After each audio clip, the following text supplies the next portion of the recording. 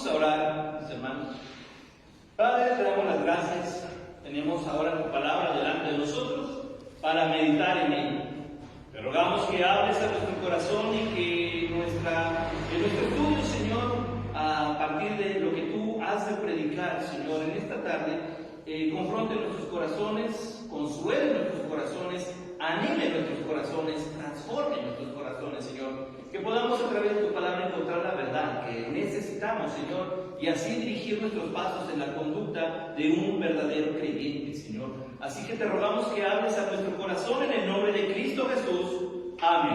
Amén. Tomen sus lugares, hermanos, por favor.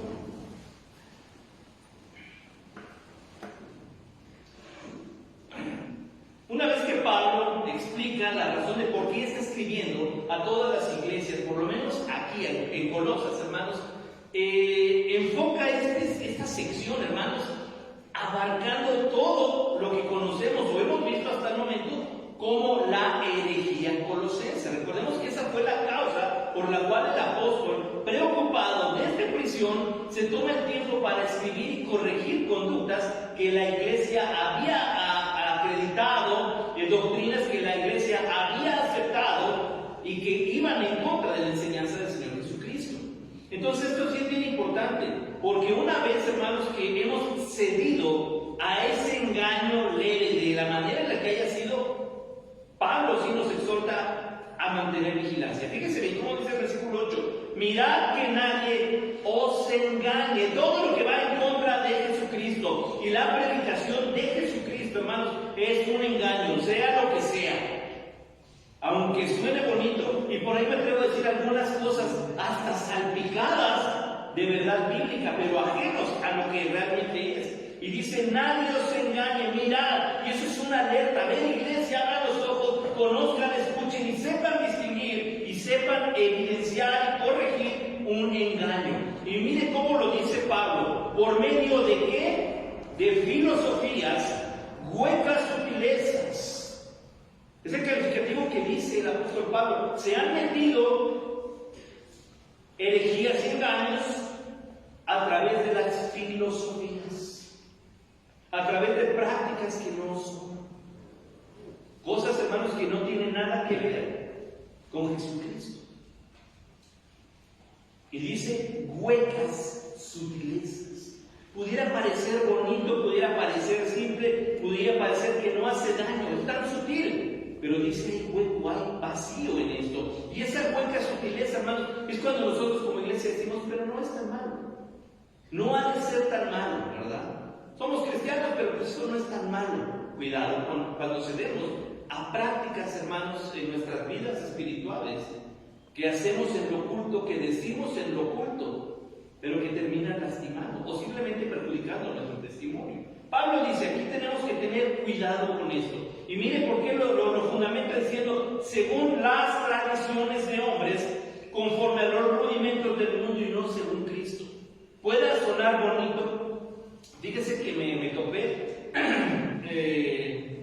En algún momento nos invitaron en el seminario a participar en unas pláticas de consejería. Y yo me di cuenta, hermanos, porque no fue toda la comunidad seminarista, solo invitaron a algunos hermanos en específico. Gloria a Dios, me tocó a mí ir. Pero ¿saben qué? Detecté que el hermano que estaba al frente dando estas pláticas para aprender a dar consejería no era consejería bíblica. Era aquello que hoy en día se le llama coaching. No sé si he escuchado eso. Y entonces, ¿sabe de qué me di cuenta? Que esta persona lo único que hacía era decir: a ver, con el hijo, por poner un ejemplo, si me viene a la mente, no sé, sale de bañarse y deja la toalla en el suelo. Así que, a ver, vamos a poner un castigo. Tú pon el castigo, hiciste bien o estaba mal. Y empieza a trabajar, hermanos, de tal manera la realidad en la que realmente el coaching no aconseja en nada. Es la misma persona la que va poniendo su propia sentencia de si hizo bien o hizo mal, hay premio, castigo, pero el coaching no hace nada, solamente guía. Entonces, la verdad a mí me llamó la atención. Hicimos un sinfín de preguntas a la que esta persona se vio acorralado al decir: bueno, entonces, ¿qué caso tiene que ustedes estén aquí? Le dijimos: pues que somos pastores y nuestra consejería está a partir de lo que dice aquí. no del bienestar y salud que nosotros pretendemos lograr en la mente, porque si nosotros solamente lavamos simplemente lo superficial en la persona, no estamos hablando de una transformación interna. Así que tiene que ser confrontado y tengo que decirle: hijo, lo que estás haciendo es desobediencia. No, porque va a marcar al niño. Correcto. O sea, si se fija por dónde va todo esto. Y es interesante porque ya empezamos a darle matiz. No es pecado. Considera esto. Dios no castiga, ¿verdad? Porque Dios es amor. No, Dios sí. ¿Ya leyó la Biblia? Dígame si no es así. O sea, en la mañana tuvimos un testimonio que entendió esa parte de la mano de Dios como un padre amoroso que corrige y castiga a sus hijos. Pero dice aquí: entran filosofías sutilmente engañadoras según los métodos humanos y no según Cristo. Así que es importante que entendamos esto. Y además de decir esto, Pablo por lo menos ya da la advertencia. Y después, hermanos, corrobora una de las herejías que estaban entrando a la iglesia. ¿Sabe cuál es? El agnosticismo, que niega que Jesucristo es Dios. ¿Y qué es lo que dice este texto? Es contundente. Porque en Él habita corporalmente toda la plenitud de la deidad. No dice es una esencia de Dios. Está diciendo que Jesús, que Cristo es corporalmente Dios. Y esto es interesante porque además de que el gnosticismo dice que no se puede, que eso es imposible, el judaísmo niega que Jesucristo sea Dios. Aún a la fecha, hermanos, esta corriente de pensamiento filosófica que se da de muy cristianos, hermanos, que se les llama unicitarios. Niegan que Jesucristo sea Dios, que solamente hay un Dios, pero se ha precisamente manifestado solamente así, como que cambiándose la ropa, pero es el mismo. Y que nosotros como trinitarios caemos en una herejía. Porque si usted le preguntara, a ver, examen, ¿el Padre es Dios absoluto? ¿Qué me diría usted? Sí. ¿El Hijo es Dios absoluto? Sí. ¿Y el Espíritu Santo es Dios absoluto? Sí. ¿Tenemos tres dioses? No. ¡Eso! ¡No! Tenemos un solo Dios. Pero claro, con lo absoluto de que el Padre es Dios totalmente. De que el Hijo es Dios, claro, sin dudarlo. Y que el Espíritu Santo es Dios, sí, así lo dice Pedro. Entonces, ¿tenemos tres dioses? No, porque la Biblia habla de un Dios. Así que entre lo que Pablo le dice a la iglesia de Colosas es que Jesucristo es Dios. Entonces aquí viene nuevamente este golpe a estas herejías que estaban ahí y dice: y vosotros estáis completos en Él. Miren, no necesitamos ninguna práctica, ninguna filosofía, ningún rudimento. Necesitamos a Cristo. Estamos completos en Él. Él es la cabeza de todo principado y potestad. Hay quien dice: ¿de qué se refiere? A las huestes del bien, a las huestes del mal. Aquí es una manera de englobarlo todo. Sobre toda autoridad, visible e invisible, está el Señor y no hay más. Y ahí es donde radica su divinidad, su poder, porque ante nadie, hermanos, ante nadie más se doblará toda rodilla, solo ante Dios. Y toda lengua confesará, toda lengua, dice en el libro de los Filipenses, ¿se acuerdan? En Filipenses 2, toda lengua confesará que Jesucristo es Dios. Toda lengua. Para eso es que dicen: si no hablas en hebreo, si no dicen Yeshua HaMashiach, Dios no te va a elegir, el escoger, ni te va a llamar. Pero la Biblia dice: toda lengua. Así que si yo no oro en hebreo, Dios no me oye. ¿Se dan cuenta de lo triste y lo lamentable de la situación? Así que si usted habla español, ore a Dios en español. Él nos entiende. Y dice aquí entonces: estamos completos en Él. Él es la cabeza de todo principado y potestad. En Él también fuisteis circuncidados con circuncisión no hecha a mano, al echar de vosotros el cuerpo pecaminoso carnal en la circuncisión de Cristo. El judaísmo en estos tiempos, hermanos, recordemos, la moda hoy en día es que guarde uno el Shabbat, ¿verdad? El reposo. En estos días era la circuncisión. Así que si no estás circuncidado, no eres salvo. Y Pablo dice: en Cristo. Mejor dicho, Cristo es nuestra circuncisión. Él es el que se encargó de echar de nosotros lo que no agrada a Dios. Él es el pacto. No solamente hizo un pacto, Él es el pacto que nos acerca a Dios. Entonces sigue diciendo, sepultados con Él en el bautismo, en el cual fuisteis también resucitados, el simbolismo de por qué el cristiano debe bajar a las aguas, recordando lo que hizo Cristo en nosotros, también resucitados con Él, mediante la fe, no las prácticas, no rituales. La fe en el poder de Dios que le levantó de los muertos, en aquel que puede hacer milagros, solo Dios. Y a vosotros, estando muertos en pecados y en la incircuncisión de vuestra carne, os dio vida juntamente con Él, perdonándoos todos los pecados. Hasta ahí fíjense bien. ¿No os perdonó porque ya hicimos la circuncisión? No. Nos perdonó todo en Cristo.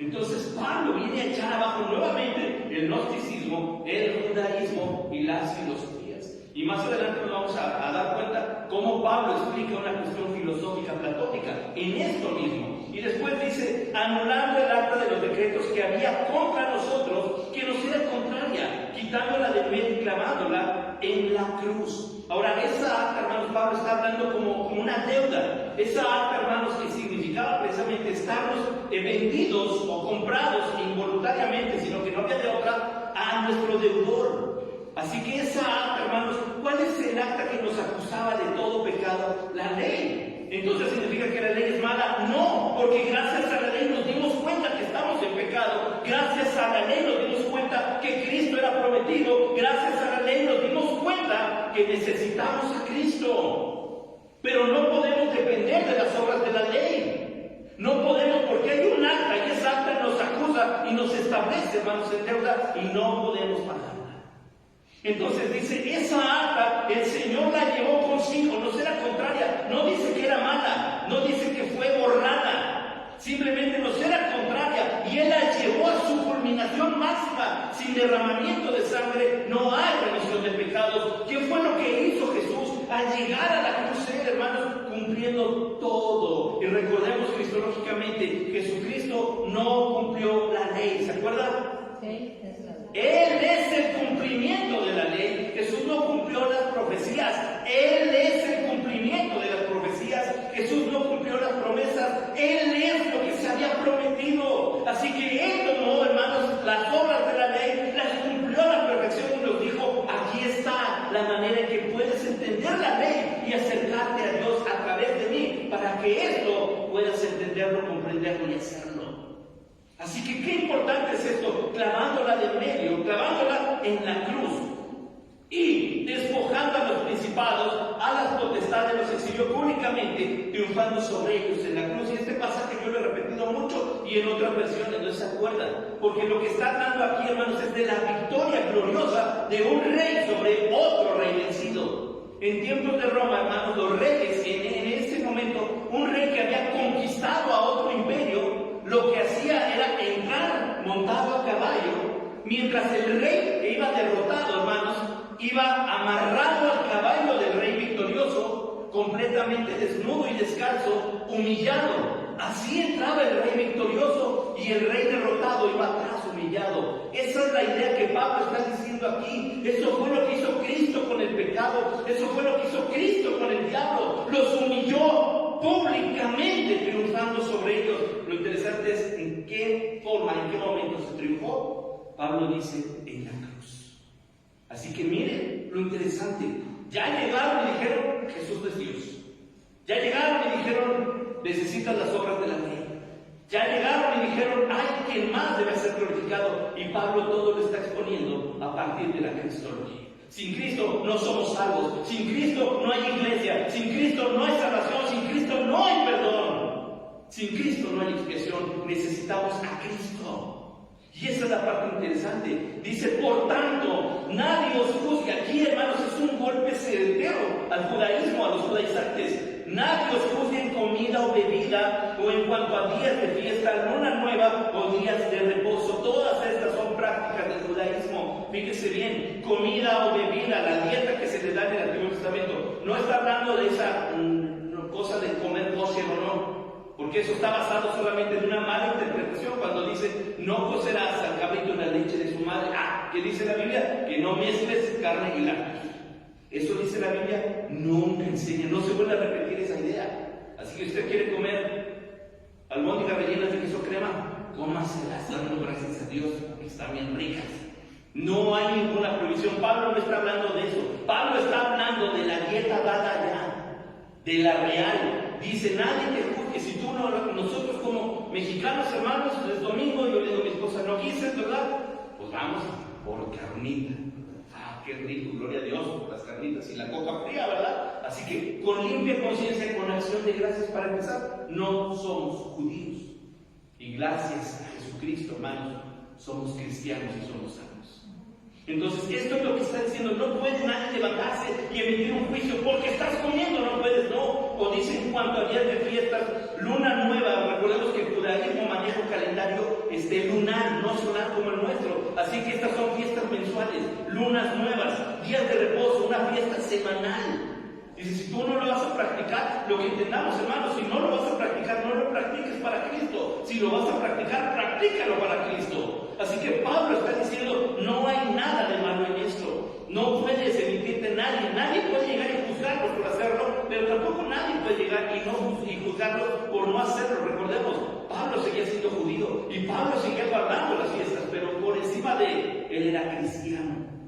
Y no imponía su credo de esa forma. Ahora mire esta parte, 17. Todo lo cual, lo del Antiguo Testamento, era sombra de lo que había de venir, pero el cuerpo es de Cristo.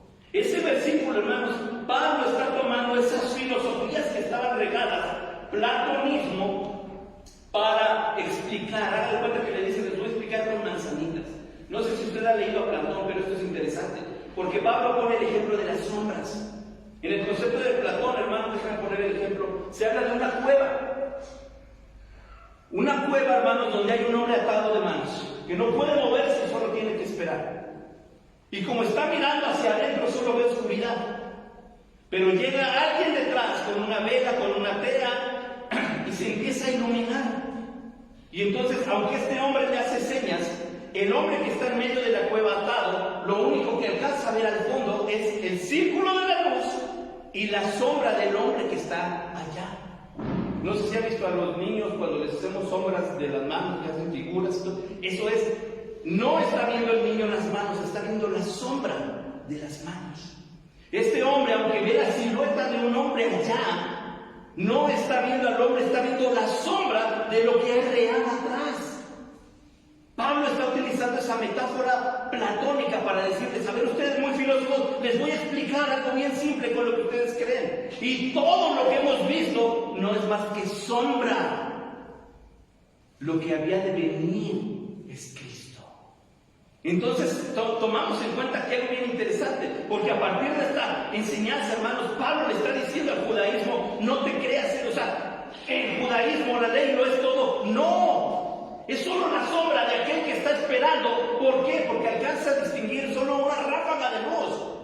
Quien realmente es, tienes que volver a darte cuenta quién está generando esa sombra para saber lo real. Y el que había de venir es Cristo. Así que Pablo enfoca precisamente esta enseñanza en esta forma, todo lo cual es sombra de lo que había de venir. La realidad es Cristo. Es lo que estamos esperando. Y luego dice, nadie os prive de vuestro premio. Fíjense bien, estás perdiendo bendiciones.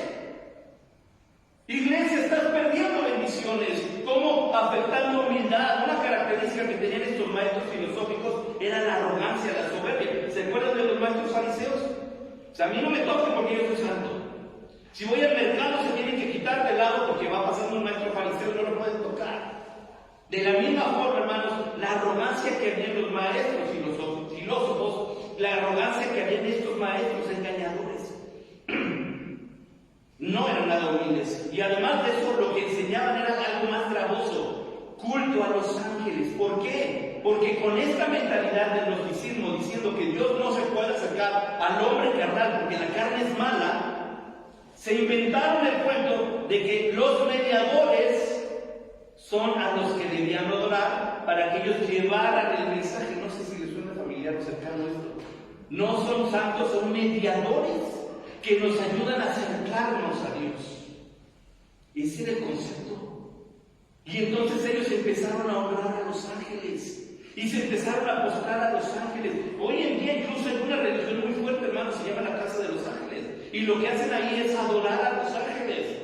Noticia para los que han leído la Biblia: los ángeles que sirven a Dios no se dejan adorar. Los únicos que buscan robar la adoración son los demonios, es el diablo. Así que fíjense bien a lo que estaba llegando a esta iglesia. Estaba adorando ángeles, y los ángeles no se dejan adorar. ¿A quién le estaban rindiendo culto? Cuidado con las sutilezas. ¿Por qué tenemos que analizar y estudiar lo que la Biblia nos dice? Porque corremos peligro de esos engaños filosóficos y huecas sutilezas. Entremetiéndose en lo que no ha visto, vanamente hinchados por su propia mente carnal. Creen saber. Cuidado con una persona que cree saberlo todo, porque solo lo que muestra es carecer de humildad. Y luego dice, no, fíjense bien, el culto a los ángeles, ¿qué hace? No haciéndose a la cabeza, nos quita nuestro sostén de sujetarnos a Cristo, porque le estamos dando culto al mensajero. Mi papá trabajó para el Servicio Postal Mexicano durante 30 años. Y me decía cuántas aventuras y peligros tiene un cartero, ¿verdad? Porque hay perros, porque hay animales, porque hay gente que le tocan el timbre y lo queman, y lo que hacen es dar a hacer que un dispositivo para que cuando toquen el timbre les dé toques. Así que imagínense cuántos toques recibió en su vida. Es un show, ¿verdad? Pero me decía, y la gente recibe el paquete y cierra la puerta al instante. Nadie llegaba y les decía, wow, gracias porque trajiste tu respuesta, y lo abrazaban y se le hincaban. ¿Por qué? Porque es el mensajero. Porque es el cartero. Y aquí, en este concepto, hermanos, al mensajero, literalmente eso significa la palabra ángel. No se sabía, si no, venga a la escuela dominical, del griego ángelos, que significa mensajero. Y entonces dice, no le están dando gloria al autor de la obra, al autor del milagro, le están dando honra al mensajero. Y todas las veces que los hombres de Dios se hincaron al mensajero, el mensajero dijo, párate, adora a Dios, no a mí. Entonces, ¿qué es lo que hacen? Quitan la atención de Dios, no haciéndose la cabeza, en virtud de que en todo el cuerpo, nutriéndose y uniéndose por las coyunturas y ligamentos, crece con el crecimiento que da Dios. No vamos a prosperar, no vamos a ser edificados, no vamos a madurar si no dependemos en su totalidad de Jesucristo. Pues si habéis muerto con Cristo en cuanto a los rudimentos del mundo, ¿por qué como si viviesen? Esa pregunta es desesperante. ¿Vivieseis en el mundo, os sometéis a preceptos tales como no manejes, ni gustes, ni aun toques, en conformidad a mandamientos y doctrinas de hombres, cosas que todas se destruyen con el uso? ¿Por qué se están sometiendo no a la palabra de Dios, sino a la creación y a la perspectiva del hombre? Cuidado. La iglesia, hermanos, se rige en base a lo que es la palabra de Dios. Nuestra vida espiritual se rige en base a la palabra de Dios, no a métodos, doctrinas y perspectivas de hombres. Dios es el que ha dado los dones, hermanos. El Espíritu Santo dio dones a cada uno de nosotros, y no todos tenemos los mismos dones. Así que yo no puedo poner un estándar de, bueno, este es el don de enseñanza, esto es lo que tiene que hacer, y si no, entonces estás mal. Yo no puedo hacer eso. El que dio los dones es el Espíritu Santo. O sea, yo no puedo llegar con el Espíritu Santo como que aquí te equivocaste. Porque este hermano no debía ser maestro, esta hermana no debía ser misionera, este hermano no debía ser el pastor, porque no cumple con los requisitos, hermano. Se lo decía hace 8 días incluso. Si usted lee la lista que Pablo da para los pastores, no habría pastores. No los cumplimos, no somos capaces. Pablo pone el estándar del ideal. Esto es lo que tienes que luchar por cumplir. Esto es lo que tienes que hacer para esforzarte. Tú como líder, tú como maestro, tú como ministro, como miembro de la iglesia también, hermanos. Tenemos que cumplir con el estándar que el Señor ha puesto en nuestro corazón para hacerlo. Pablo está diciendo que hay algo bien interesante, porque hay quien pone reglas a su manera, y eso no es bíblico, tales como no manejes, no gustes, ni aún toques. Conceptos nuevamente de estas vanas filosofías de estas tradiciones religiosas y de estos conceptos, hermanos, heréticos, que terminan por hacer que la iglesia no crezca, que terminan por hacer que la iglesia mengue, que terminan por herir a los que están trabajando. Pablo pone esta advertencia muy clara.